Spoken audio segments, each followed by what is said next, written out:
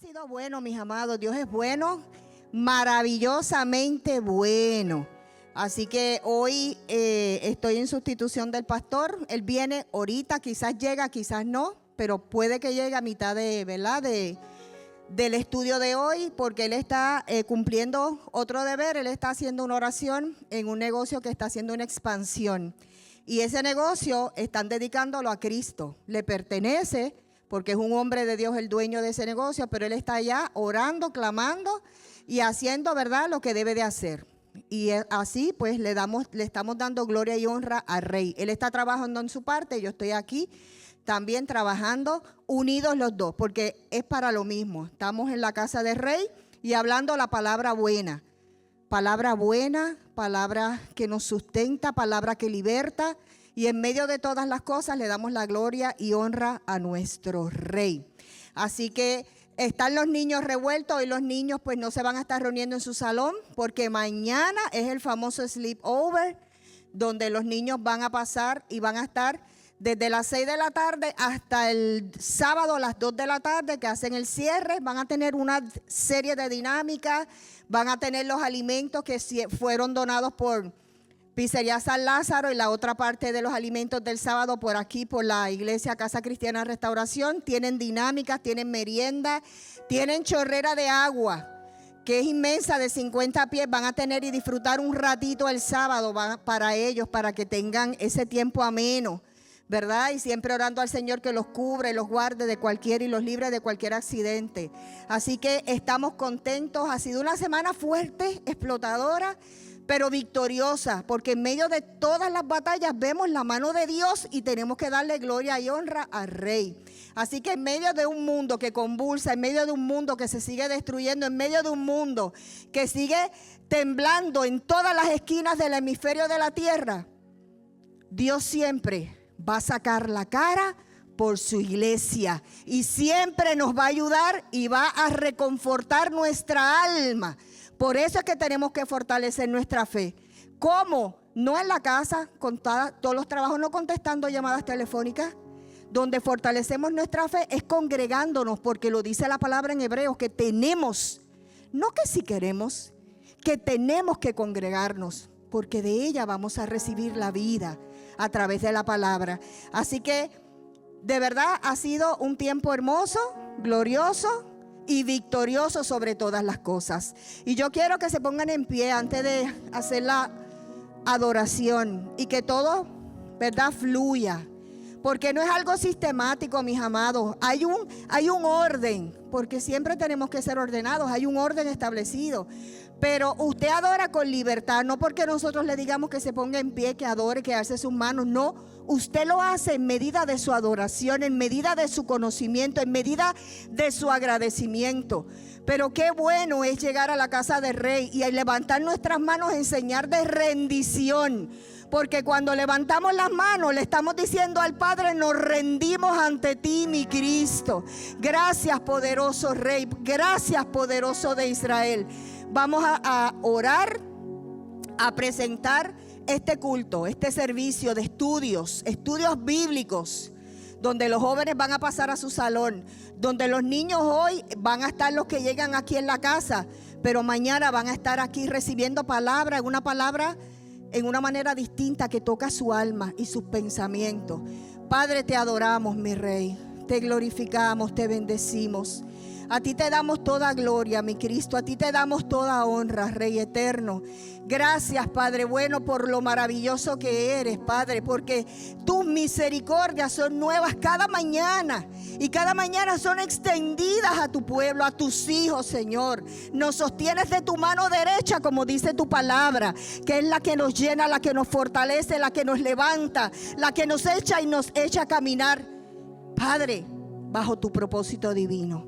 Gracias, Señor, por los hermanos que están aquí, que han sacado el primado para llegar y aprender, pero sobre todas las cosas, abrir sus bocas y adorarte en medio de tantas y tantas batallas y situaciones. Nos acordamos de los hermanos que están pasando aflicción, Padre, por la pérdida, Señor, o la partida, Señor amado, del hermano de nuestra hermana Melba Fanador.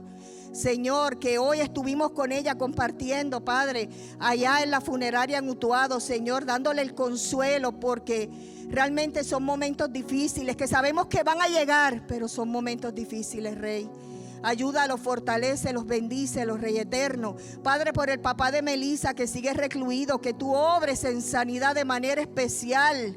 Ayúdalos, Señor, por mis suegros, Señor amado, que están en una batalla campal. Ayúdalos y ayúdanos a todos para poder ser de bendición a sus vidas. Padre, yo te presento cada hermano que está en aflicción. Mi hermana Evelyn, que le cortaron un tendón del pie, pero está aquí adorándote y exaltándote en medio de toda situación. Todos los hermanos, Padre, te los presento en medio de sus batallas que tienen personales, emocionales, espirituales. Solo tú los puedes ayudar. Gracias, Espíritu Santo. Gracias, Señor. Te damos el primado de nuestra adoración.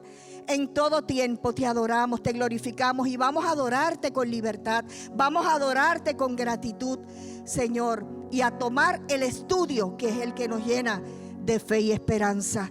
Gracias, Espíritu Santo. Yo te lo presento todo de manera especial. En el nombre glorioso y poderoso de Cristo Jesús. Te adoramos, mi Rey. Gracias, Dios.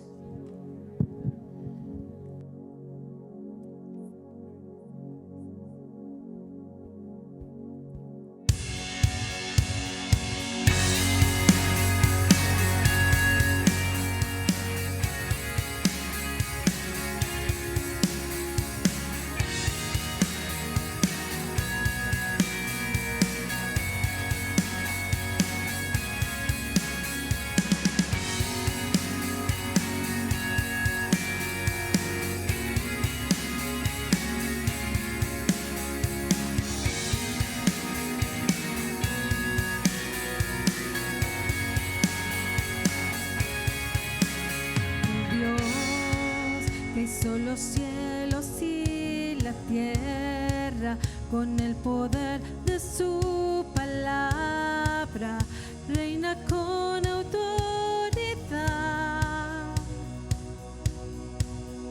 El Dios que aún los vientos le obedecen, una palabra es suficiente para los muertos levantar. Nadie es como Él, oh gran yo soy. Tú eres el Dios que adoramos, todopoderoso y soberano, grande misericordia y poder para salvar. Tú eres el Dios que adoramos, quien derrotó la muerte y el pecado, glorioso Redentor y Rey, te adoramos.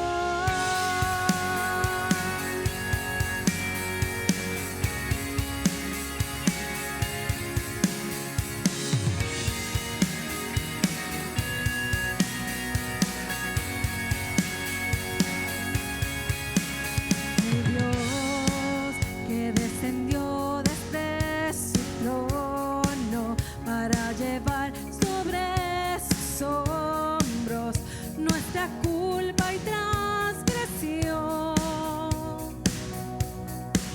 Jesús, exaltado sobre todo, nombre sobre todo nombre, solo en Él hay salvación. Nadie es como Él, oh gran yo soy. Tú eres el Dios que adoramos, todopoderoso y soberano, grande misericordia y poder para salvar. Tú eres el Dios que adoramos, quien derrotó la muerte y el pecado, glorioso Redentor, mi Rey,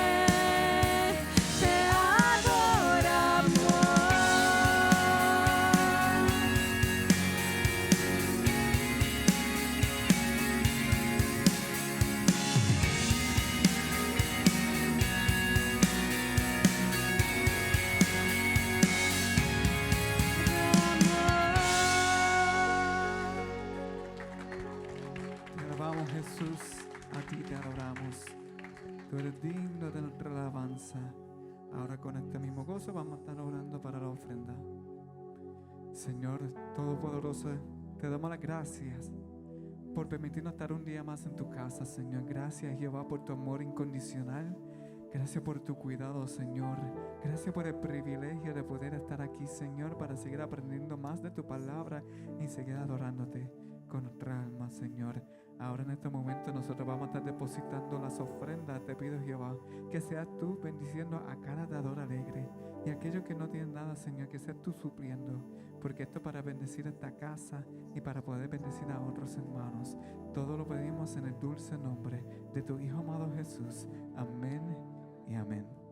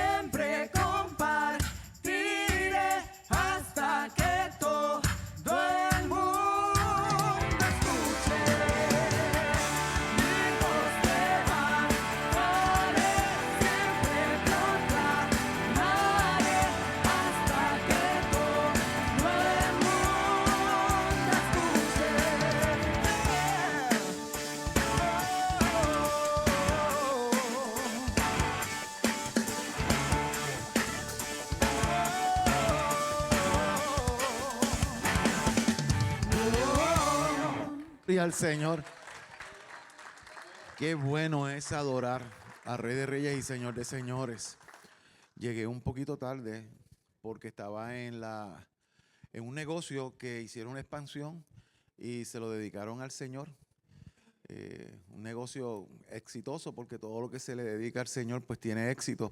Y cuando usted quiera comer una buena pizza, vaya a San Lázaro Pizza. Allá en Manatí, son gente de Dios. Robert es el dueño. Y estuve un ratito allí, se dedicó a aquello al Señor. Tengo que confesarlo, me comí 2 pedazos de pizza y arranqué para acá. Los niños no se reúnen hoy. Los jóvenes, no sé si se van a reunir los jóvenes hoy, los jóvenes se reúnen y hoy comenzamos Romano. Y Romano, hoy comenzamos con la hermana Yolanda. Vamos a darle la bienvenida a nuestra hermana Yolanda, que es la que tiene la misión del día de hoy.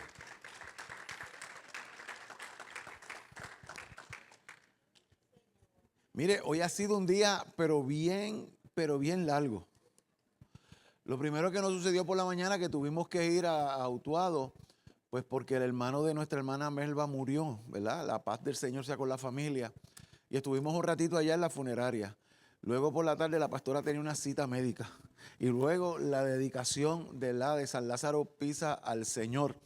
Y yo no me gusta faltar a la casa, sino es que si me invitan a predicar a otro lugar, pues ni modo. Pero a mí me gusta estar en la casa. Tanto es así que si hay algún compromiso, lo cojo miércoles o lo cojo viernes. Nunca cojo los días de culto, porque a mí me gusta estar en mi casa. Me gusta escuchar los predicadores de la casa y no quiero que nadie me cuente. Yo quiero estar aquí. Nuestra hermana Yolanda.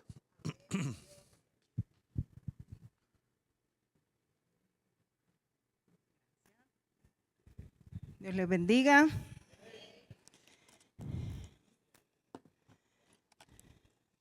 Agradecemos al Señor que podemos estar aquí. Amén. Hizo calor hoy, ¿verdad? Está bien buena esta temperatura. Ya yo estoy, no es que quiera brincar, pero ya yo estoy esperando las Navidades para que baje un poquito, para que baje. Uno es para poner el árbol, yo es para que baje la temperatura. Bueno, Señor, te damos gloria en esta noche, una vez más, porque podemos estar en tu casa, porque tenemos salud, porque podemos alabarte, Señor, libremente. Te bendecimos y te adoramos y te pedimos que esta enseñanza de hoy sea de bendición, porque yo traigo la información. Se adquiere el conocimiento, pero la revelación la das tú, la da tu Espíritu Santo. Tú eres el que haces la obra, Señor. Y te adoramos y te alabamos por eso, Señor. En el nombre poderoso de Jesús te damos gloria. Amén. Se prende esto. Aquí. Ok.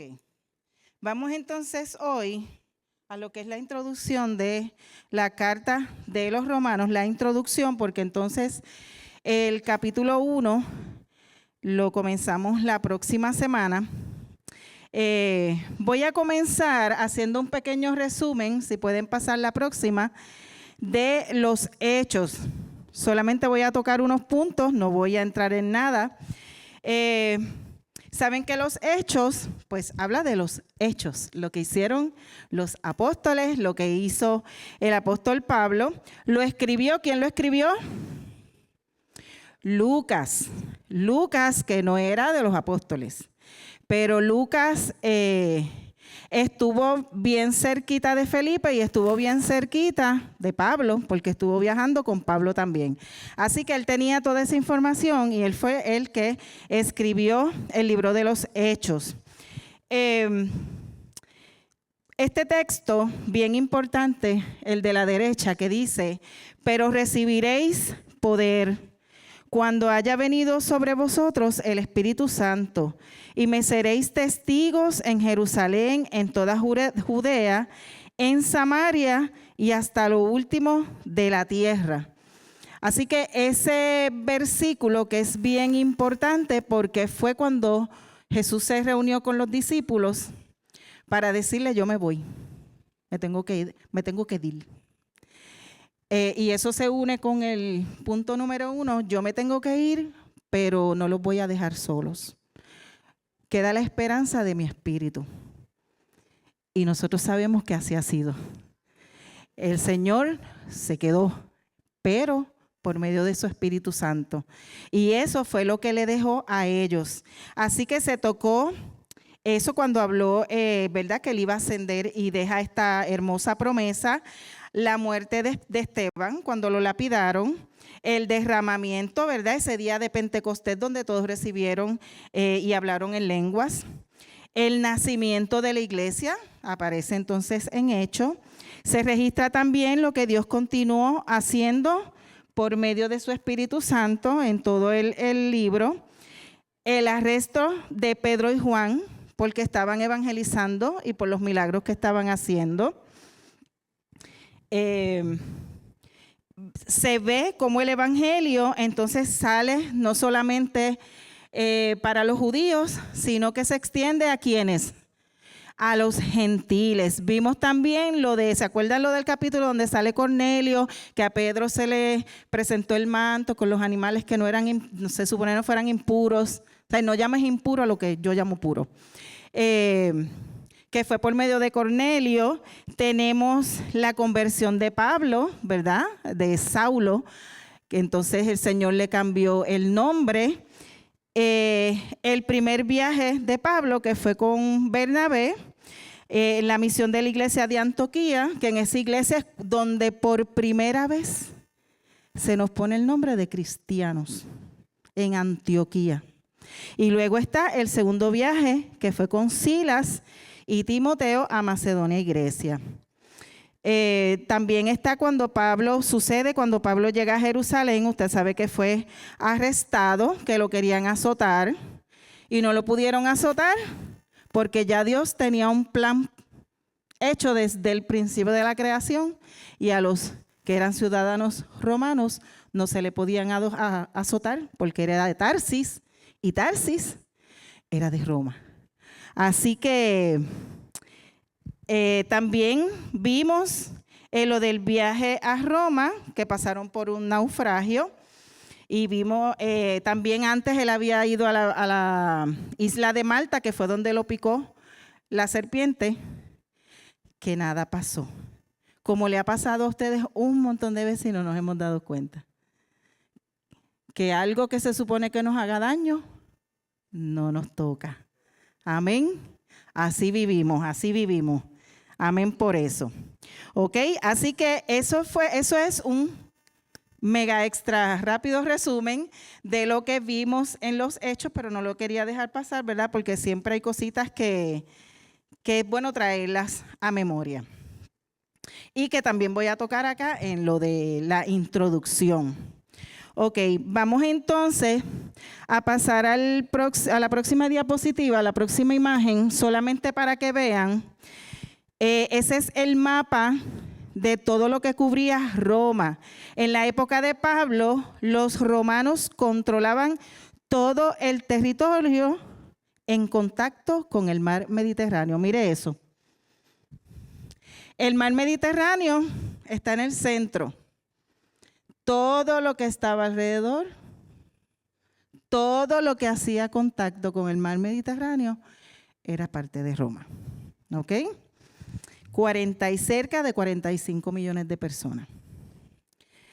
Después de dar inicio a distintas iglesias en la parte oriente, o sea, acá en el este del imperio, Pablo le escribe a los cristianos de Roma porque él quiere hacer una escala allí.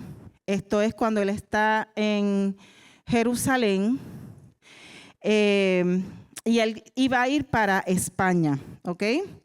Así que antes de él ya nosotros vimos eso en Hechos, que Pablo hizo una parada en Jerusalén y allí estaba evangelizando y allí lo llegaron a arrestar porque se formaron tumultos. Se debe acordar de eso. Personas de Macedonia, ellos habían recogido una ofrenda para llevarlos a Jerusalén. Por eso Pablo iba para allá, porque esa era una de las encomiendas que Pablo tenía. Cuando Pablo está en Jerusalén, pues le escribe a ellos, ¿verdad? Porque hay unas cosas que están sucediendo. Pablo nunca había ido a Roma, pero ya tenía una reputación en Roma. Allá ya lo conocían, porque, ¿verdad? De oídas. Imagínense aquí, lo pongo como ejemplo, que al pastor lo llame en otra época, ahora no se puede, ya él murió, pero que G.J. Ávila llamara al pastor, que no se conocieron, no se conocían, y le dice, yo voy a pasar por tu iglesia, ¿qué le va a decir el pastor? Le va a decir que sí, que es bien recibido, ¿verdad? Porque es G.J. Ávila, porque ya lo conocemos a G.J. Ávila, ya hemos oído de él. Ya sabemos que es un hombre de Dios. Pues eso es lo que pasaba con Pablo. Allá él no había visitado el lugar, pero por las cosas que hablaban de Pablo, pues la gente lo conocía. Pero tenía fama, buena fama. Bueno, me imagino que de todo, porque usted sabe que hay de todo. Pero sí, tenía fama. Así que es importante que nosotros también entendamos que esta carta, como comienza el Nuevo Testamento, luego comienzan las cartas, parece como si después de Hechos esas cartas se escribieran. Las cartas no se escribieron después de Hechos, las cartas se escribieron durante Hechos. En esos viajes que él dio, él las escribió. Iglesias que se levantaron, aunque él no estuvo, pero eran iglesias que necesitaban de una palabra, una enseñanza. Así que aunque él no llegó a visitarlas y él no las levantaba, en el caso de Roma específicamente, en ese tercer viaje están sucediendo unas cosas que vamos a hablar entonces historia ya mismo, que entonces él tiene que hacer esa carta para enviársela a Roma. Las cartas están escritas después de Hechos, pero aunque no pasaron después, no todas, algunas sí, no todas, no pasaron después de Hechos, tampoco están en el orden en que fueron enviadas, ¿ok?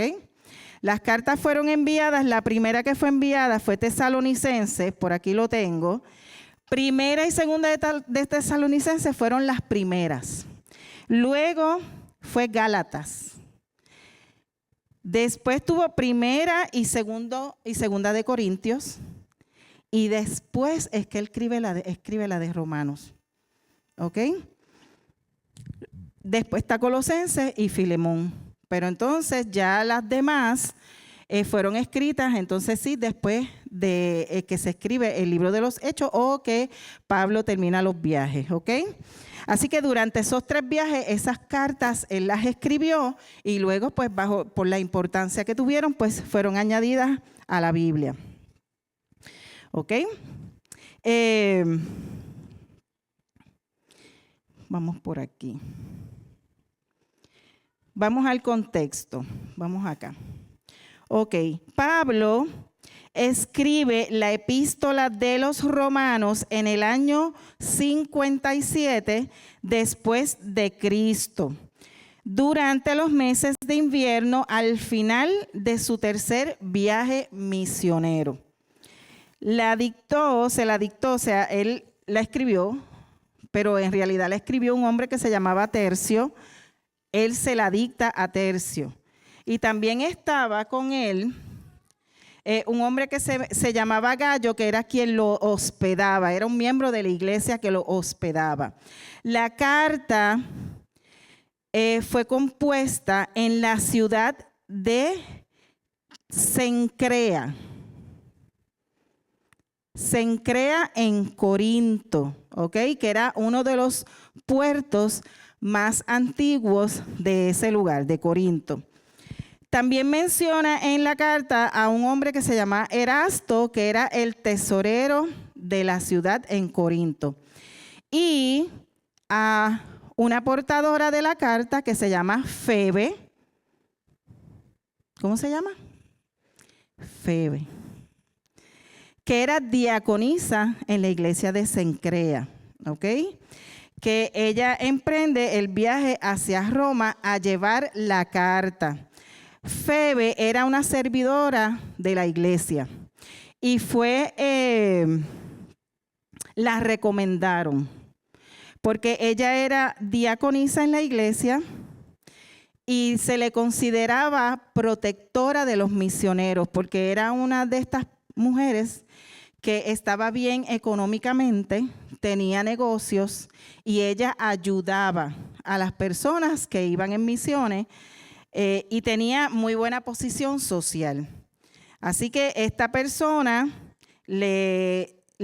Pablo, ¿verdad? Le dijeron que era una mujer de confianza para entonces entregar esa carta, porque era una mujer íntegra y además ella iba para Roma, así que lleva la carta. Porque la carta, acuérdese que era escrita a los romanos, no era una iglesia, eran las iglesias que se iban levantando y esa carta lo que se hacía era que se llevaba, se le leía. No sé si se le dejaba una copia, todavía la imprenta Gutenberg no había nacido, yo creo, pero se le leía a todas las iglesias y Febe entonces tenía que ir iglesia por iglesia y leerle la carta que estaba dirigida a ellos. Ok. Entonces, ¿quiénes eran los destinatarios? ¿A quién se le iba a entregar esa carta? Bueno, a mediados del siglo I, Roma era una de las metrópolis más grandes del mundo. Y como dije ahorita, la comunidad no fue fundada, las iglesias allá no fueron fundadas ni por Pablo ni por Pedro. Estas iglesias fueron fundadas por unos judíos que llegaron porque habían unos judíos que tuvieron que salir, que se le llaman los de la diáspora. ¿Usted ha oído eso aquí en Puerto Rico? Le llamaban los de la diáspora. Yo creo que era para el 45, para los 40, 50, que hubo unos grupos bien grandes que tuvieron que salir por lo que estaba pasando aquí, le decían los de la diáspora. Pues ellos también eran los de la diáspora, por un suceso que hubo, que les voy a contar. Y estas personas que se convierten, estos judíos convertidos en Pentecostés, entonces al regresar a Roma, muchos de ellos pues comenzaron con las iglesias. Habían iglesias que ya estaban levantadas y otras pues se formaron. ¿Quiénes estaban en esas iglesias? Los gentiles, que eran los conversos no judíos, que eran romanos, pero eran personas que no sabían nada del Viejo Testamento, ¿verdad? Y eran personas que venían del paganismo. Y también estaban entonces los judíos cristianos, que muchos de ellos habían salido con el edicto de Claudio, que les cuento. Para el año 49, Pablo escribió la carta en el 57. Para el año 49, había un emperador que se llamaba Claudio. Y Claudio expulsó a los judíos de Roma. ¿Ok? En esa época, en el año 49. Y dice que él los sacó por los constantes disturbios provocados a causa de un tal Chrestus. Chrestus, que es Cristo, es el latín. El tal Chrestus, como le dice él, estaba causando disturbios. No estaba, pero usted sabe. Empieza vamos a ver quién tiene la razón.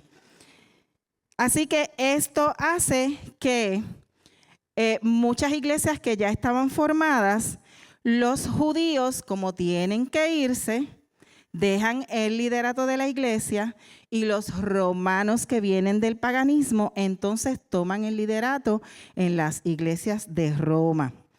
Comenzó también, habían uno de los motivos de Claudio, que habían peleas callejeras.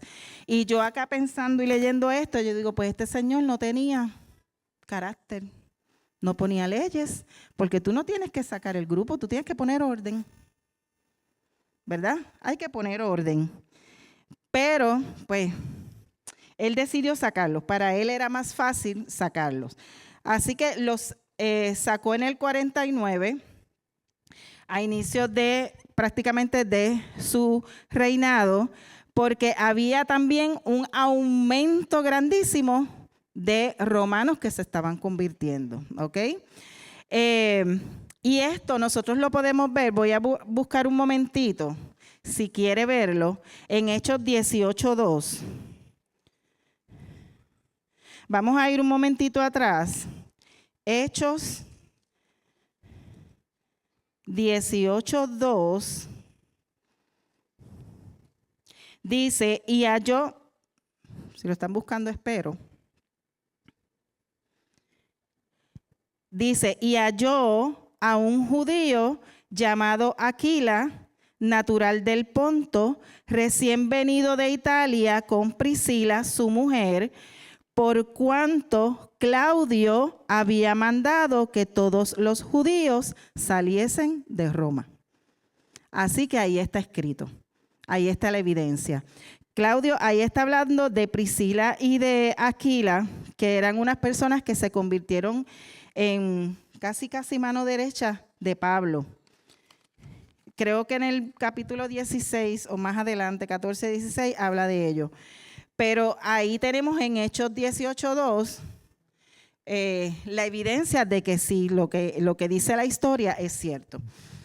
Me voy a detener un momentito, si pueden poner slide 4, porque es que quiero que el próximo, ok. Miren, ahí tenemos estos emperadores. El primero es Calígula, Claudio, que él fue el que los sacó, y Nerón.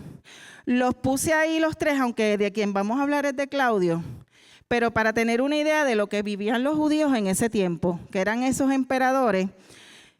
Si se fija, porque esto yo le dije a Inteligencia a Gemini que me lo hiciera, y él hizo el busto. Fíjese que a todos les puso abajo César. Usted va a ver muchas veces, y en la Biblia se ve que al César, el César no es que se llamaba César.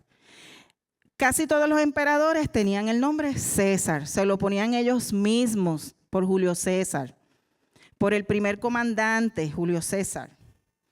De ahí, de hecho, todos ellos tienen una línea de familiaridad con Julio César. Y Marco Antonio, que fue el otro general, y Octavio, que era el sobrino. Todos ellos tienen una línea hasta Nerón, pero aún después de Nerón, aunque no eran familia, se ponían el César. ¿Por qué? Porque eso para ellos era autoridad. ¿Ok? Él es el César. Hay que decirle usted y tenga. Así que si en algún momento, como se ven hechos que hablaban del César, no hablaban de Julio César, hablaban de uno de los emperadores. Pero quizás pues no le decían el nombre. Pero al César. Ok, así que Claudio era sobrino de Calígula. ¿Usted ha escuchado de Calígula? De Calígulas se dicen barbaridades, porque es uno de los, se le podría llamar tiranos de Roma, y tenía unos excesos y unas cosas bien extrañas, pero es recordado así históricamente como uno de los tiranos más crueles, extravagantes y dementes de Roma. Famoso por sus excesos y por intentar nombrar cónsul a su caballo Incitatus. Acuérdese, es lo que yo diga, porque él es el César. Y este hombre una vez tuvo una batalla. Hay historiadores que dicen que eso se exagera, pero él tuvo una batalla. Acuérdese que ellos tenían muchos dioses y él estaba bien molesto y peleó con el dios Neptuno, que era lo que viene siendo Poseidón en Grecia, y él mandó a todos sus soldados que se pararan frente al mar y que sacaran las espadas para pelear contra las olas de Neptuno.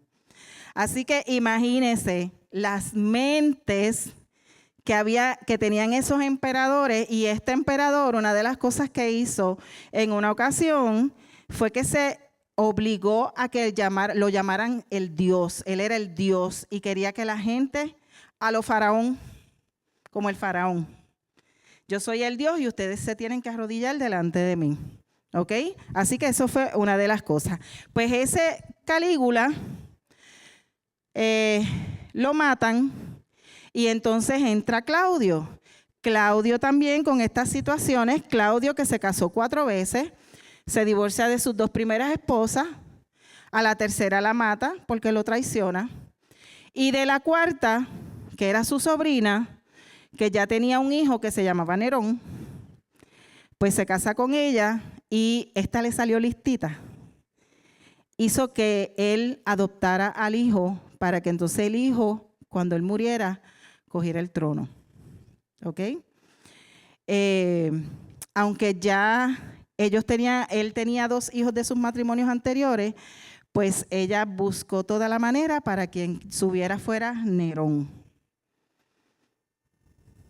¿Qué sucede después? Pues que como ya ella se llamaba Agripina, como ya Agripina no le servía, pues lo envenenó. Ay, ya Nerón es emperador, voy a salir de ti. Y lo envenenó. ¿Y qué pasó después? Pues que sube Nerón. Ya usted vio lo que pasó con Claudio y los judíos, los sacó. Luego sube Nerón. Y Nerón, como la mamá lo quería manipular, como hizo con su papá, pues él la mató. ¿Sabe? Es para que vea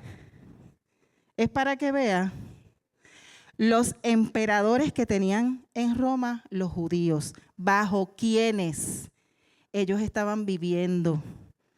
No era fácil. Y Nerón, usted sabe que dicen que fue el responsable de quemar Roma. Y él le echó la culpa a los judíos. Y dicen que él prendía, los judíos eran, ¿cómo es que se llama? Lo que llevan antorchas. Porque entonces como él dijo que eran los judíos, la gente se puso en contra de los judíos. Esto ha sido desde siempre.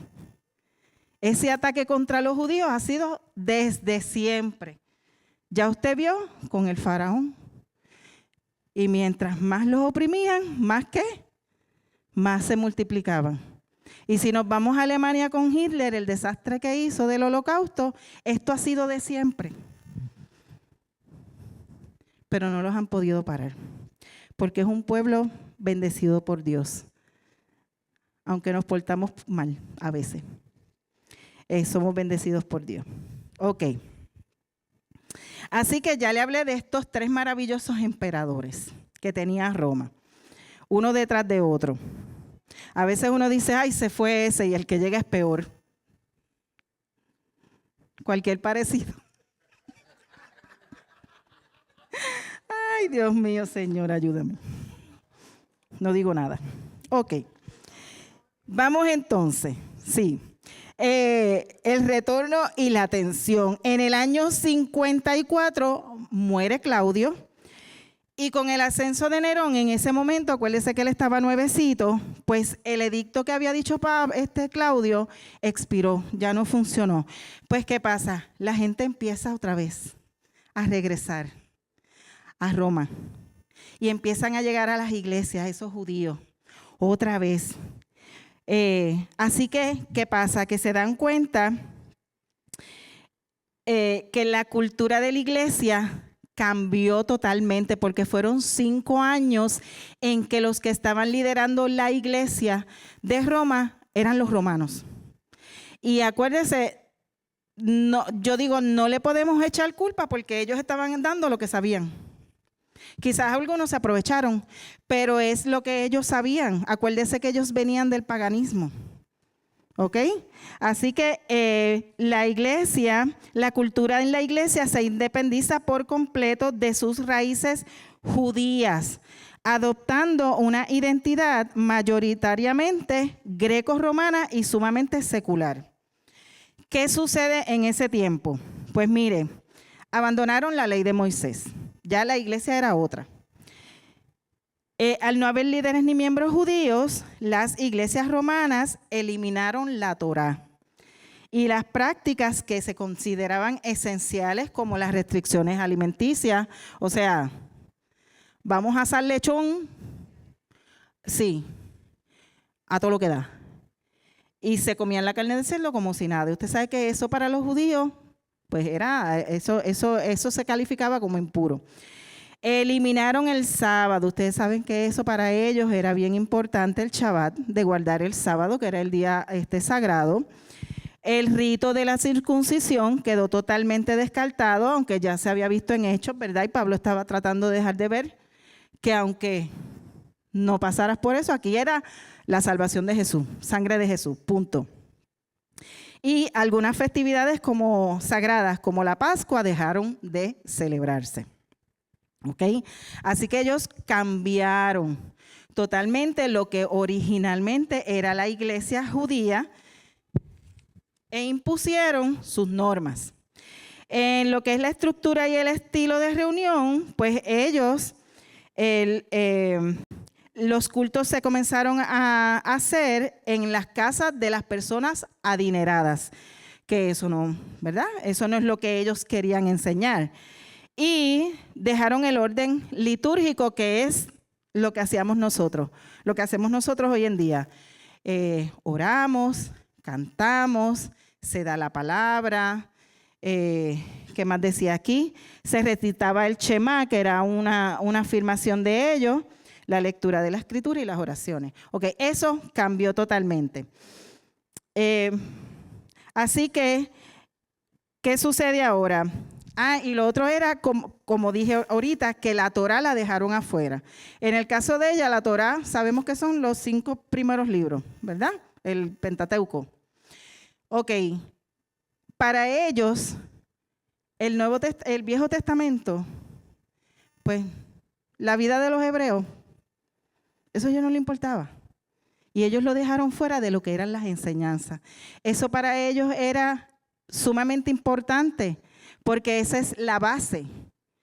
Desde ahí, desde el hombre, desde Abraham, Isaac, Jacob, Noé, todo lo que nosotros conocimos, las profecías, importantísimo, que Jesús vino, que Jesús llegó a nosotros, pero que ya estaba escrito. Esto no fue porque Él llegó, mira, llegó un día un hombre, no, esto era algo que ya el Señor había hablado.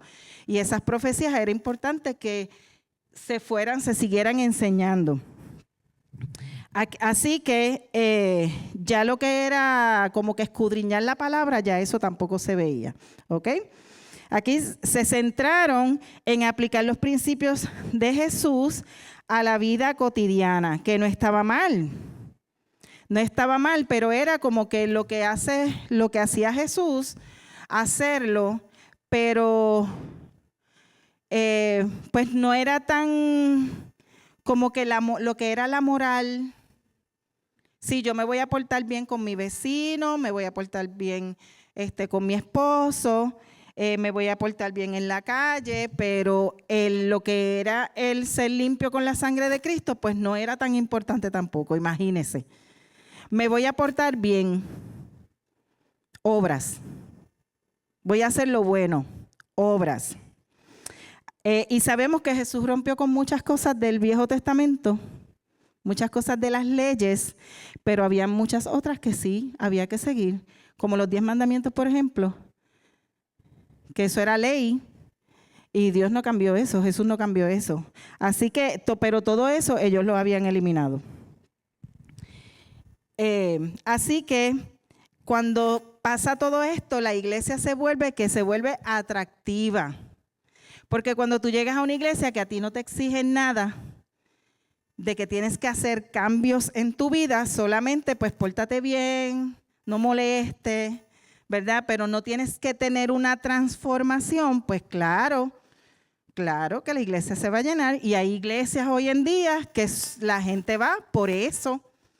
Porque allí a mí no me dicen nada por esto.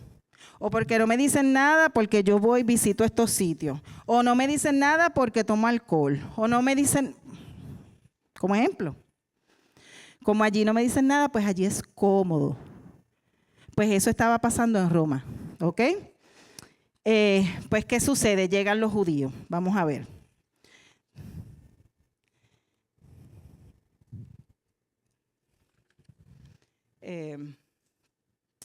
Ok. Sucede que llegan los judíos, ya habían pasado 5 años, la iglesia estaba prácticamente establecida, como los romanos estaban enseñando, y se forma el titingó. Porque entonces vienen los de la diáspora a traer sus enseñanzas y se encuentran con ese choque. ¿Ok? Yo estoy en mi iglesia, aquí tú no vengas. Ya tú no eres jefe aquí, ya tú no eres líder aquí. Tú entras, pero te quedas tranquilito y escuchas lo que tienes que escuchar. Los judíos, no, Señor, la cosa no es así. Aquí vamos a hablar y vamos a leer la Torá. Y aquí vamos a guardar los sábados. Entonces empiezan los problemas entre ellos. Porque el romano no quería soltar el liderato ni quería hacer los cambios en la iglesia y el judío no quería permitir. No quería dejar que eso que era tan importante, porque era importante. Hay cosas que sabemos que han cambiado y que, por ejemplo, lo de la circuncisión, usted que no es salvo, deja de ser salvo por eso. Pero el Viejo Testamento sí. Eso era sumamente importante, que las generaciones aprendieran eso, que los romanos tuvieran eso, ¿ok? Así que ahí es donde comienzan los problemas en Roma. Ya que ellos tenían problemas, pues empiezan, ¿verdad? Los problemas se acrecentan. Por eso es que Pablo tiene que recurrir a escribirles una carta, ¿ok? Para ver si las aguas se calmaban. ¿Cuál era el propósito de la carta? Habían varios. Primero, el apoyo misionero. Pablo, pues había terminado ya en muchas áreas, iba para España, como dije al principio, y una de las cosas que estaba buscando era un lugar que fuera, ¿verdad?, bastante común para muchos y conocidos para muchos, que fuera la base de sus misiones, por así decirlo, y también que le ayudaran económicamente.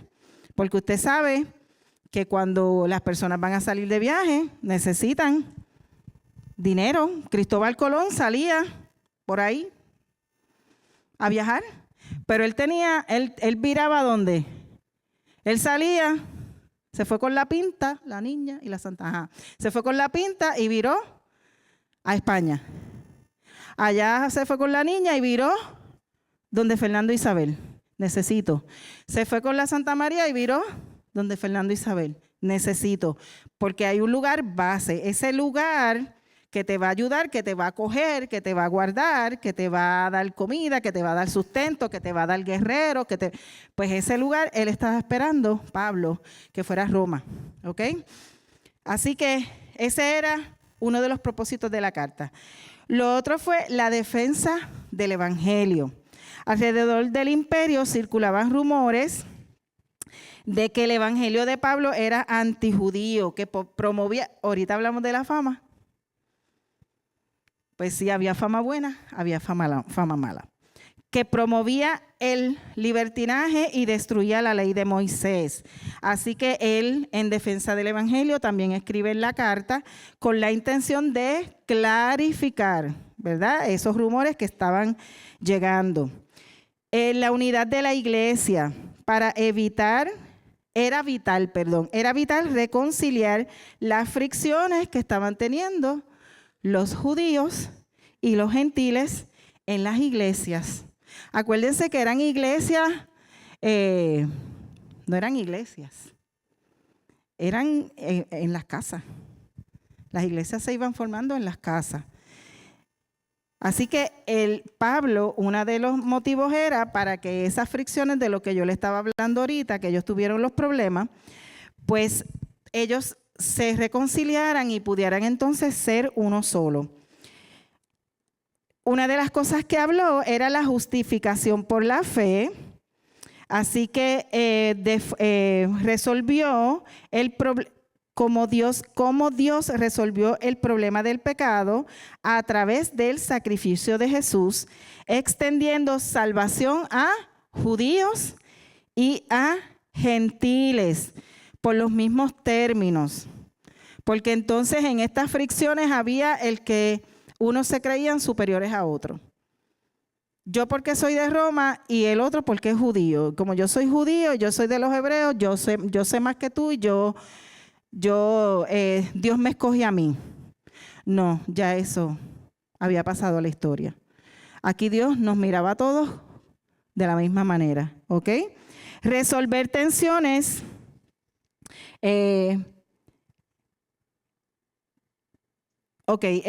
Buscaba reconciliar a los dos grupos y promover la unidad, ya que lo que le estaba diciendo, surgían conflictos de quién era el verdadero pueblo de Dios. Y acuérdense que una de las cosas también que estaba pasando en Roma, ellos tenían que imponerse porque Roma también era un pueblo politeísta. Entonces, si los dejaban, imagínense, ellos tenían allá a Marte, a Neptuno, a Saturno, ellos adoraban todo eso. Y pues no se le podía permitir. Ellos tenían que buscar la manera, ¿verdad?, que esas doctrinas no fueran a entrar a la iglesia. Escribió para explicar detalladamente que la salvación es por gracia y fe en Jesucristo y no por el cumplimiento de la ley o el origen étnico. Así que no es de dónde vienes ni de tu raza, ¿verdad? No es de tu procedencia, sino que es solamente por la sangre de Jesucristo. Ok. La carta de Romanos ocupa un lugar bien importante en la Biblia. Y mira que cuando yo estaba buscando información, me salía mucho la palabra trascendente. Y Romanos es trascendente. Y yo busqué por qué es trascendente y voy a eso ya mismo. Razones principales. Mire aquí. Desarrolla la doctrina de la justificación por la fe. El ser humano no podemos alcanzar, ¿verdad?, la salvación por nosotros mismos. Tiene que ser por medio de Jesucristo, no por ser chévere, no por las buenas obras, es lo que se habla ahí, ni por el cumplimiento de la ley. Tenemos que cumplir la ley, tenemos que hacer buenas obras, pero eso no te salva. Y eso tenía que estar claro. Solo por la gracia divina mediante la fe en Jesús. Así que él explica detalladamente, ¿verdad? Y eso lo vamos a ir viendo con la explicación de los capítulos que comienzan el próximo jueves. Que Dios declara justo al pecador por medio de la gracia, que es favor no merecido, y la justificación, ¿verdad? Que cuando a ti te justifican, no es que no hayas cometido un error. La justificación no es que no hayas cometido el error, sino que en este caso es Jesús quien asume el castigo por nosotros, quien asumió. ¿Ok? Así que él habla de esto en las cartas.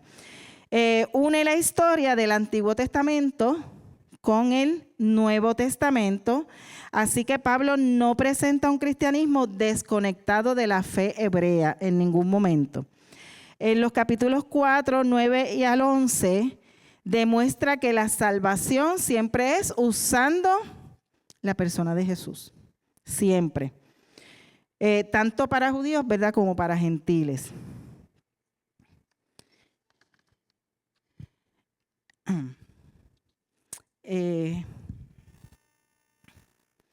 Ok, entonces hay algo que me llamó la atención cuando estaba buscando lo de la trascendencia, que decía trascendencia. Aparte de lo que vamos a ir aprendiendo en el camino ahora, según vayamos escuchando a los hermanos, pero me trajo entonces la historia de 3 personas que han sido bien influyentes y se convirtieron por medio de la carta a Romanos. Si me pueden poner aquí la próxima diapositiva. Ok, ahí tenemos a San Agustín. ¿Han oído de San Agustín?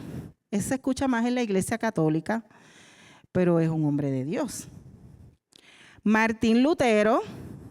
¿Han escuchado de Martín Lutero? Y John Wesley.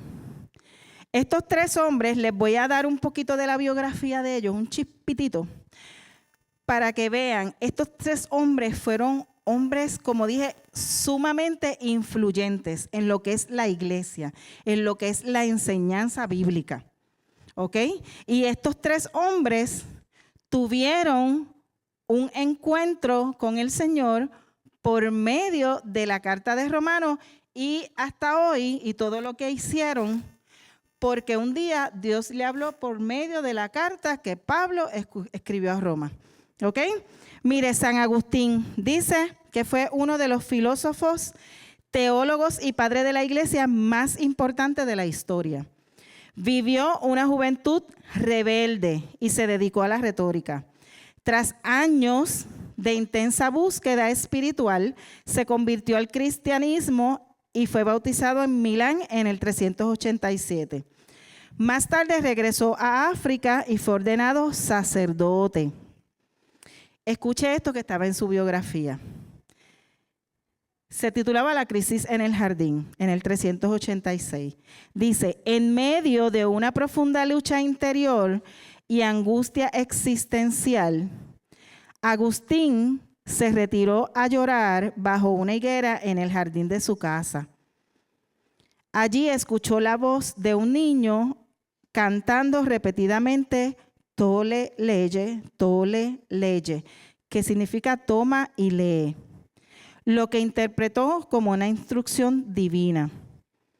Ahí él no estaba convertido todavía. El pasaje revelador, al abrir las cartas de San Pablo al azar, leyó Romanos 13, 14, que dice, andemos honestamente como de día, no en glotonerías y borracheras, no en lujurias y lascivias, no en contiendas y envidias, sino vestíos del Señor Jesucristo. Así que este versículo donde llama a las personas a vivir en transparencia, a vivir de forma honesta, a tener una transformación en lo que es físico, en lo que es espiritual, en lo que es, ¿verdad?, el aprendizaje, el conocimiento y en lo moral.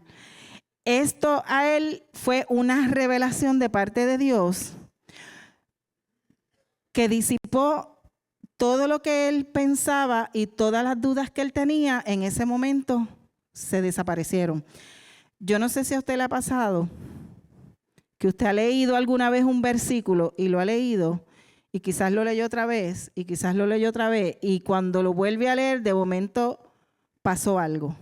Y el Señor te da una revelación y un entendimiento y tú decías, yo nunca había visto esto. Palabra viva, porque el Señor constantemente, pues a él le pasó eso y lo alumbró por dentro, por así decirlo. Esto, dice, él tiene un libro que se llama Confesiones, me da la tentación. Relata que cuando termina de leer,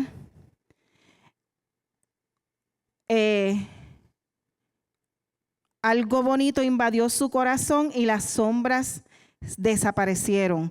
Luego fue donde su mamá, quien había estado orando mucho tiempo por él. Acuérdese que él era joven y rebelde. Y en medio de eso tiene esa crisis existencial y pasa esto. Y va rápido donde su mamá. No se canse de orar por su hijo. No se canse de orar por su hijo. Independientemente de lo que esté pasando, no se canse. A la larga va a pasar algo porque el Señor no lo va a soltar.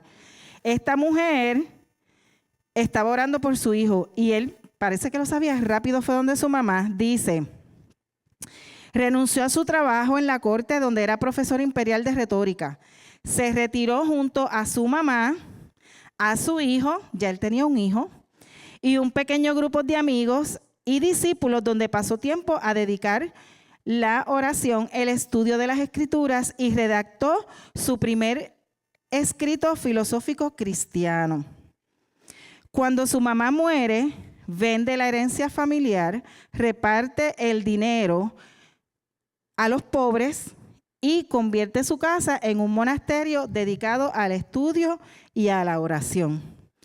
Y todavía hoy, ese libro de Confesiones, yo lo había oído y yo una vez dije que lo iba a comprar, nunca lo compré, ahora vuelvo a escucharlo. No mires así para arriba. pero es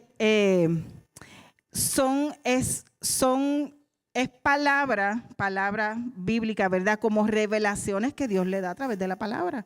Usted sabe que usted está leyendo y usted lee, pero hay cosas que el Señor nos da. Y cuando uno comienza a estudiar y a escudriñar, pues él escribía de eso. De hecho, yo creo que había una escuela agustina. Lutero aprendió de él, Martín Lutero. ¿Ok? Así que mire la trascendencia. ¿Qué leyó él? Romanos. Vamos un momentito a Lutero. Ok, rapidito. Martín Lutero, padre de la Reforma Protestante. Lutero, es que Lutero era tremendo. Lutero era alemán. Y Lutero, usted sabe que él hizo lo que eran las 95 tesis, que él las pegó en una puerta en contra, porque él también, no sé si leer primero. Ok, voy a lo de qué eran las tesis. En la condena al comercio de la salvación, que eran las indulgencias. Antes, en ese tiempo, que era la Iglesia Católica, vendía, o sea, tú tenías un pecado y tú pasabas a decir lo que estaba pasando. Mira, yo cometí este pecado. Usted sabe que antes la gente se confesaba, se confesan todavía, pero las cosas han cambiado, ¿verdad? Aquí eran las indulgencias. Se confesaban. Ay, mire lo que yo hice. No lo mandaban a rezar 4 Padres Nuestros. Le decían, pues dame el terrenito que tú tienes allí y ya con eso ya tu pecado queda. Eso era lo que le llamaban las indulgencias. ¿Ok? Ve acá, sácate el bolsillo. Saca el bolsillo que tú tienes ahí, la cartera. Dame la TH. Con esa TH, ya, tu pecado. Y de la familia, a veces hasta de los muertos. Ay, Dios mío, que él se muere. Tranquilo, tranquilo. Dame la visa, tranquilo. Todo queda resuelto. Las indulgencias. Él tenía una guerra, Martín Lutero. Porque usted sabe que hay cosas que empiezan como que a incomodar a la gente. Siempre has aprendido algo, pero llega un momento en que el Señor dice, no, hay unos cambios. Y lo hemos visto. Hay unos cambios. Ya puedes usar pantalones, no te vas a morir. No te vas a quemar en el infierno, mujer. Hay unos cambios porque se abre el entendimiento. Y ya este hombre estaba bregando con eso. Que eso de las indulgencias, como tú me vas a decir a mí que yo te tengo que pagar para ser libre de pecado. Lo otro que él estaba peleando. La tesis 1 abre el documento, arrepentíos. Quería toda la vida de los creyentes fuera un acto real de arrepentimiento. O sea, ya eso estaba trabajando en él. Explicaba por qué el perdón es un regalo gratuito de Dios que se recibe por la fe y no un producto negociable. Los límites del poder del Papa, la otra guerra de él. Lutero cuestionó la autoridad de la Iglesia y afirmaba que el Papa solo podía perdonar las penas que él mismo impuso a la tierra. Y argumentaba que el Papa no tenía poder sobre las almas. Ese era Lutero. Lo próximo. El documento contenía, es que se dividió en 4. El documento contenía duras críticas sociales y económicas hacia la riqueza del clero. En una de las tesis escribe, ¿por qué el Papa, cuya fortuna es hoy más abundante que la de los más ricos de los ricos, no construye la Basílica de San Pedro con su propio dinero en lugar de hacerlo con el de los creyentes pobres? En ese tiempo, imagínese, una persona levantarse de esa manera. ¿Ok? Ahora, todo esto fue la crisis espiritual. Ya como monje agustino, Lutero vivía atormentado por la culpa y sus propios pecados, confesándose durante horas y realizando ayunos extremos. Mía culpa, mía culpa. Él no se sentía perdonado por Dios. No lograba sentir que sus buenas obras fueran suficientes para satisfacer la justicia de Dios. Lutero encontró la respuesta estudiando la epístola a los romanos. El pasaje que está en 1:17 que dice, porque en el evangelio la justicia de Dios se revela por fe y para fe, como está escrito, mas el justo por la fe vivirá. Lo mismo que le pasó a San Agustín, le pasó a Lutero. Se abrió el entendimiento y entendí que no tengo que ser perfecto, que tengo que ser humano, que tengo que tratar de hacer las cosas bien, pero que el Señor, porque él decía por aquí, mire, dice, Lutero odiaba la frase de la justicia de Dios. Se refería a su papel como un juez severo. O sea, cuando él pensaba en la justicia de Dios, él pensaba en Dios como un juez severo que castiga a los pecadores. Sin embargo, al estudiar el versículo, entendió que el evangelio revela una justicia diferente. No es la justicia por la que Dios nos condena, sino la justicia que Dios nos regala a través de Cristo. No es para maltratarte. Nunca va a ser por las obras humanas. Nunca va a ser por los rituales de la iglesia. Nada de lo que y con mucho respeto, nada de lo que se haga en la iglesia te va a hacer salvo. La Santa Cena se hace porque es un mandato. Y se hace y se cumple. Y es bonito, pero no te salva. Venir a la iglesia no nos salva. El bautismo nos salva. Yo estar aquí parada hablando no me salva. Es por la fe en Jesucristo. Así que ni la TH, las indulgencias. Así que él, ¿verdad? Él ve ese entendimiento y dice, ahora sí. Ahora ya estoy tranquilo, ahora puedo caminar. Y se atrevió, se puso valiente. Y tenemos entonces a John Wesley, que es fundador de la Iglesia Metodista. Y voy rapidito, dice, el 24 de mayo de 1738, de regreso en Londres, con una profunda crisis, otra crisis de fe, Wesley asistió de mala gana. Así que aunque no tenga ganas de venir, tráigaselo. Dice aquí, a una reunión religiosa en la calle Aldersgate, en Londres. Asistió de mala gana. Y dice la biografía, alguien estaba leyendo en voz alta el prefacio que Martín Lutero escribió para la Epístola de los Romanos. Al escuchar la explicación de Lutero sobre el cambio que Dios obra en el corazón a través de la fe, Wesley experimentó su conversión. Otra revelación. Los tres con el libro de Romanos. Por eso ese libro se habla de tanto de la trascendencia. Porque eso lo tenemos en la Biblia. Pero ha ido más allá. Y estas personas que están aquí, él es de la iglesia metodista. La iglesia metodista yo entiendo que es igual la doctrina como nosotros. Lo que pasa es que ellos entienden que nosotros estamos obligados a hablar lenguas, que eso es un don. Y ellos pues eso como que ellos sí creen en la Trinidad. Pero eso de hablar en lengua como que se habla bien y se notan bien, pero nosotros también. Yo creo, ¿verdad? Porque es un don. Es un don. Y eso pues tampoco ni te hace salvo ni te nada. Así que sí es bonito porque son las lenguas angelicales, pero es un don. Si usted no lo habla, pues no se sienta culpable. Así que dice, en su diario escribió, cerca de las 9:15, mientras él describía el cambio que Dios obra en el corazón por la fe en Cristo, sentí que mi corazón se calentaba de una manera extraña.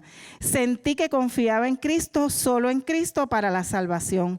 Y me fue dada la seguridad de que Él había quitado mis pecados, mire qué bonito, y me había salvado de la ley del pecado y de la muerte.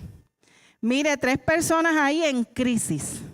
Y los 3 el Señor les dio una revelación con un versículo de Romanos. Así que mire la importancia. Aparte, eso es lo que conocemos. De esta carta, porque Pablo no escribió esta carta porque sí. Ay, estoy aburrido. Estoy en el barco y no tengo nada que hacer. Ponte ahí, Tercio, que te voy a dictar algo. No, esto fue un mandato divino y lo hemos visto. Es un mandato divino de Dios el que escribiera esa carta y de la manera que la escribió. Un hombre súper inteligente, tiene 16 capítulos y él se puso por ahí. Y usted ve la redacción, mire, eso hay que decirle a usted y tenga. Voy a la estructura rapidito, no voy a entrar en detalles porque esto lo van a hablar los hermanos. La introducción se va a hablar de lo que es lo de la condenación, ¿verdad? Habla de que todos somos pecadores, no hay justo ni hay un uno, pero también habla de lo que es la gracia. La gracia que no nos da permiso para pecar, no nos da permiso para pecar. En una de estas que te creas en la gracia te queda. Así que no, la gracia no nos da permiso para pecar. Pero, ¿verdad? Cuando nosotros, el creyente muere al pecado y es libre y recibe el Espíritu Santo y entonces vive una vida de victoria. El problema de Israel y la soberanía de Dios habla de, Pablo aborda el misterio de la incredulidad judía y explica el endurecimiento actual de Israel, que el endurecimiento es temporal. Esta incredulidad, ¿verdad? De que sí, los romanos van a ser salvos, de que los gentiles, de que ellos no son los favoritos, ahí ellos tenían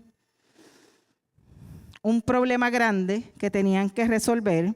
Y en las del 9 al 11 se va a hablar sobre eso. Del 12 al 16, la teología que se debe convertir, mire, dice, la teología debe convertirse en biografía. ¿Qué usted entiende por eso? La teología debe convertirse en biografía.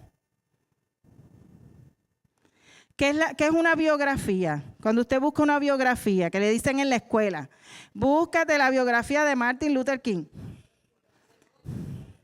La información, la vida. Bio es vida y grafía escrito, el escrito de la vida. La biografía, la teología se hace biografía. Lo que lees se hace vida, se hace acción. Eso es lo que dice.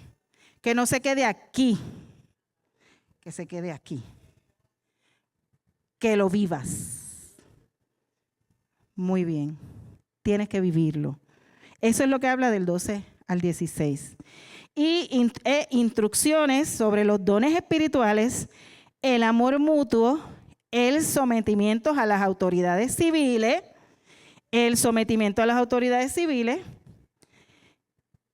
y la urgencia del tiempo y el sometimiento a las autoridades civiles. Al jefe. Hacienda. Son autoridades. Los que están por encima, profesores, pastores. No es que usted ahora haga todo lo que ellos dicen, porque si usted ve que en su trabajo, ¿verdad?, hay algo que va en contra de su moral, usted no lo va a hacer. Y está en contra de sus creencias, usted no lo va a hacer.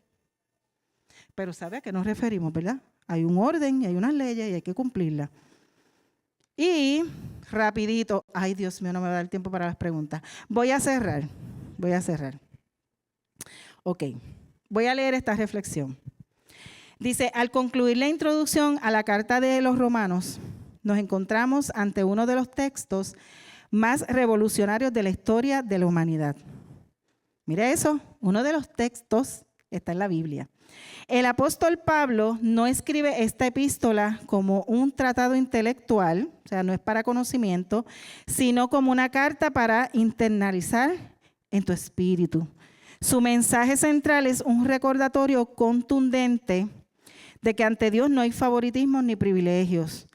Todos, sin importar nuestro origen, historia o méritos, nos encontramos en el mismo nivel de necesidad espiritual. Necesitamos de Dios. Necesitamos de Dios. De verdad, para vivir bien. Y no hablo de bien económicamente, de bien emocionalmente. Necesitamos a Dios. En ese punto de quiebre, y cuando habla de punto de quiebre, me acordé de las 3 crisis de estos hombres. La justicia de Dios se manifiesta no para destruirnos. Dios nunca va a hacer algo para destruirnos. Estos hombres estuvieron en esas crisis y Dios dijo, aquí es que te voy a agarrar. Porque muchas veces ahí es que entramos a la presencia. Y en medio de esas crisis, Él se les reveló a estos hombres y ellos van a decir, esto no se va a quedar aquí. Tú te vas por aquí, tú por acá, y me van a llevar esa palabra. Así que Dios no hace nada para destruirnos, sino para rescatarnos mediante una gracia inmerecida y un amor inquebrantable. Romanos nos desafía a derribar nuestros propios prejuicios. O sea, tenemos que sacarnos todo lo que está mal aprendido. Tenemos que echarlo a un lado para dejar que eso, lo nuevo, entre.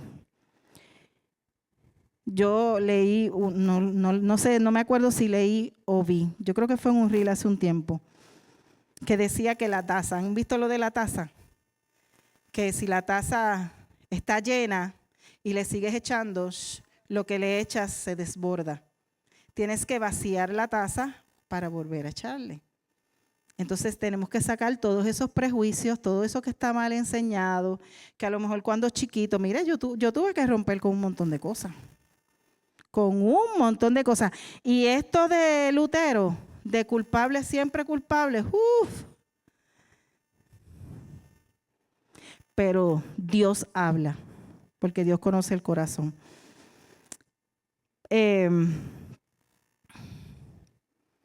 Y entender que la fe, derribar nuestros prejuicios y entender que la fe no es un sistema de reglas, sino una revelación viva que transforma nuestra identidad.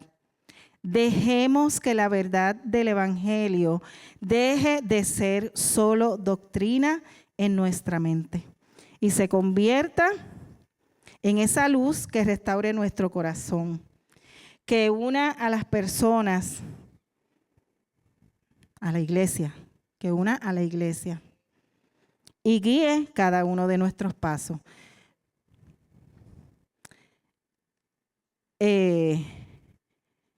Yo creo que no nos debemos perder ese libro.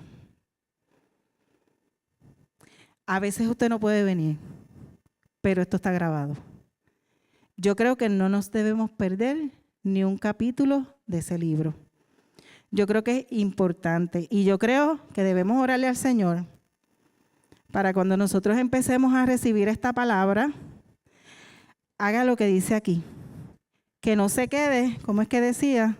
Que no se quede solamente, que sea de teología a biografía, que vivamos, que aprendamos, que a lo mejor pasa algo y hay alguna revelación y nos va a dar enseñanza nueva. Algo nuevo Dios va a traer a tu vida. Dios siempre trae cosas nuevas a tu vida. Amén. Así que hasta aquí, pero no todavía. Hasta aquí termino. Vamos rapidito. Son las 9:02. Deme 5 minutitos, 10 minutitos para el examen. Usted sabe, hoy no es en Cajut. Hoy no es en Cajut. Hoy es acá. Ok, vamos rapidito. ¿En qué ciudad ¿En qué ciudad y lugar específico fue escrita la carta a los romanos? En Roma, durante el juicio ante Nerón, en Jerusalén, antes del arresto de Pablo, en Corinto, en el puerto de Cencrea, o en Antioquía. La C, en Corinto, muy bien, en el puerto de Cencrea. ¿Quién fue la persona a quien Pablo le confió entregar la carta a los romanos? Febe, y era una dama. Febe era una dama, muy bien. ¿Qué evento histórico en el año 49 y después de Cristo provocó que la iglesia en Roma quedara temporalmente conformada solo por cristianos gentiles? El incendio, el edicto del emperador Claudio, la ejecución del apóstol Pedro o la prohibición total del cristianismo en el Imperio Romano. La B, el edicto, acuérdese que en el año 49, vuelven en el 54 cuando muere Claudio. Ahí es que regresan. Ok. ¿Qué ocurrió en la iglesia de Roma cuando los cristianos judíos regresaron tras la muerte de Claudio en el 54?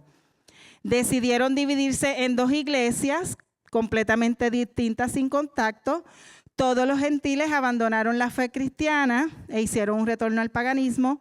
Se generaron tensiones sociales y culturales entre los gentiles y los débiles judíos. Pablo fue arrestado inmediatamente por intentar mediar las disputas. La C, muy bien. Muy bien, se generaron tensiones sociales. Por eso Pablo, mire, vamos a escribir.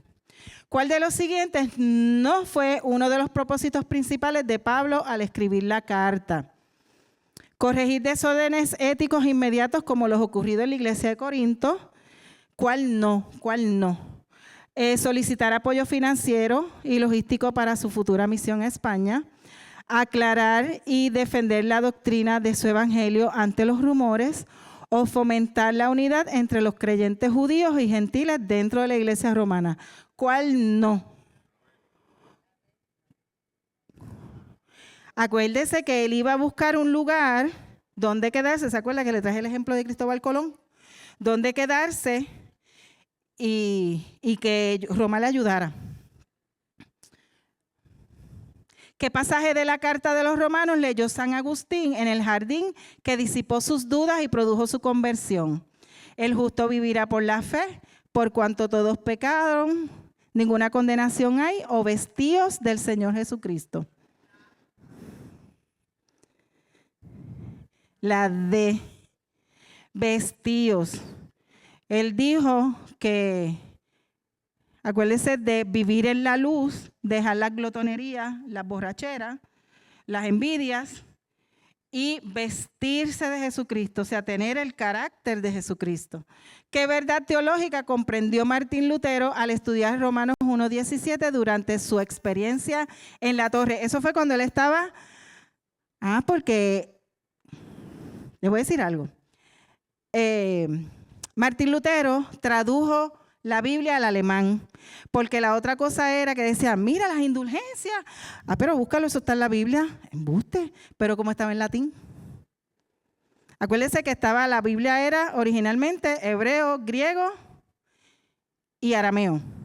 Después fue al latín y él la tradujo al alemán. En medio de la traducción en la torre es que él pasa por esta situación, ¿ok?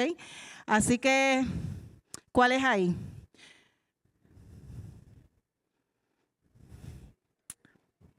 Muy bien. Es un regalo gratuito, la justicia. ¿Qué evento motivó la famosa experiencia de John Wesley donde sintió que su corazón calentando de una manera extraña? ¿Qué pasó? Muy bien, la A. Escuchó el testimonio de Martín Lutero por otra persona. Ya Martín Lutero era de los 1500, él era de los 1700. Por otra persona, y con esa palabra Dios trabajó en él. La 9, en la estructura teológica de la carta, ¿qué tema abordan principalmente los capítulos del 9 al 11? Vamos a ver si se acuerdan de algo que dije.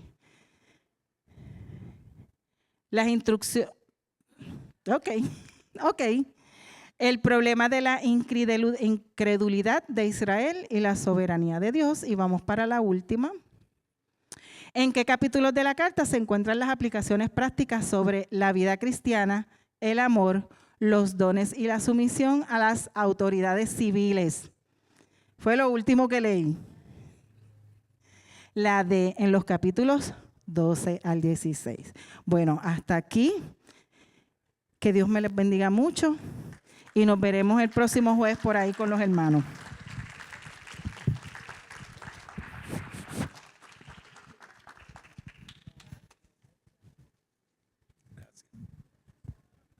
Qué introducción. Grandes Ligas.